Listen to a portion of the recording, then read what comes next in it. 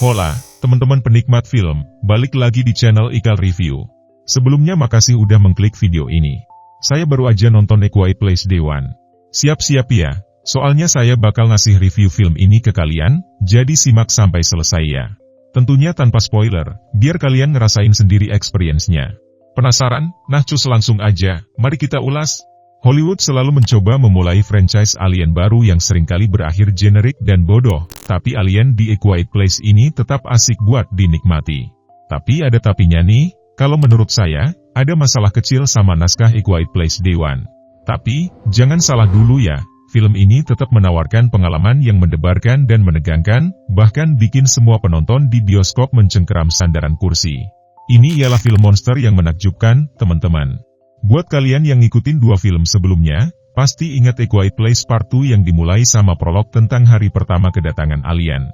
Nah, film ini juga bercerita tentang invasi alien awal, tapi dengan latar belakang yang jauh lebih besar dan jajaran karakter yang berbeda. Saya sangat suka sama dua film A Quiet Place pertama. Saya sangat mengagumi apa yang dilakukan John Krasinski, gak cuma menceritakan kisah menegangkan, tapi juga ngasih kita karakter yang kita pedulikan, serta banyak hal menarik dan unik tentang film Alien ini.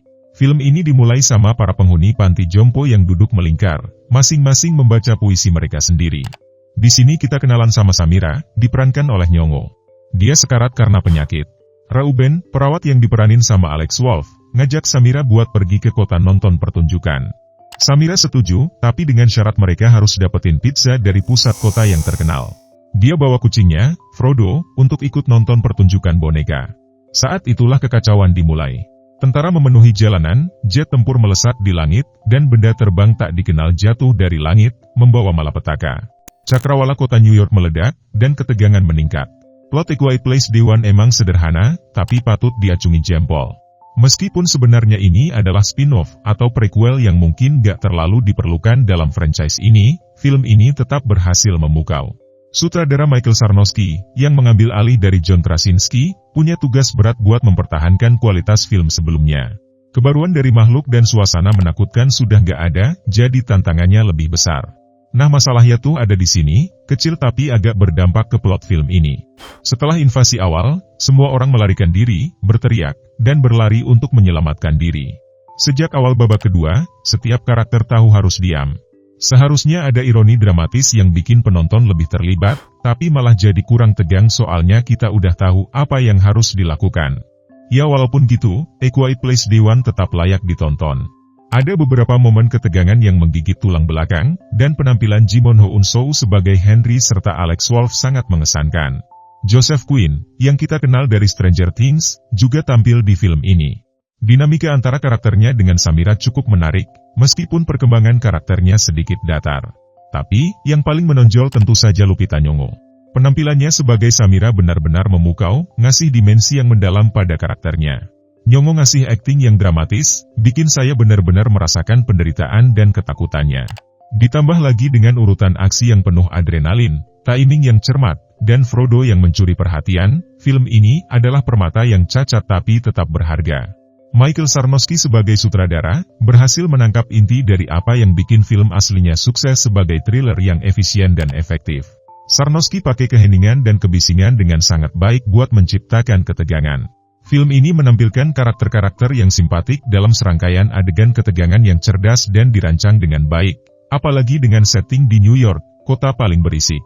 Tapi yang bikin film ini menonjol yaitu fokusnya sama karakter dan hubungan mereka. Samira dan Eric menemukan kenyamanan di tengah ancaman kematian, menunjukkan bahwa dalam kegelapan, kebaikan dan dukungan bisa menjadi cahaya.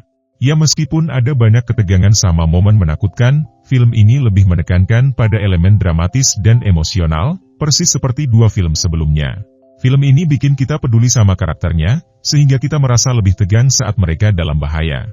Ada beberapa kritik kecil dari saya, kayak pacing yang kadang terasa lambat sama ada adegan yang tampak cuman buat menambah durasi, tapi secara keseluruhan ini adalah film yang sangat baik, terasa seperti film yang berdiri sendiri dengan awal, tengah, dan akhir yang jelas.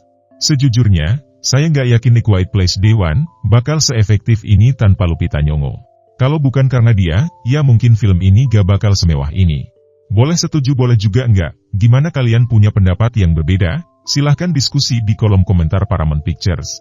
Film ini udah tayang di bioskop. Terima kasih udah nonton video review ini. Jangan lupa klik tombol like kalau kalian suka, klik dislike kalau nggak suka, dan jangan lupa share, sama subscribe serta nyalain bel notifikasinya biar enggak ketinggalan review-review film terupdate lainnya.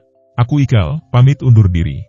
Sehat-sehat orang baik, dan sampai jumpa di video berikutnya. Shelter in place.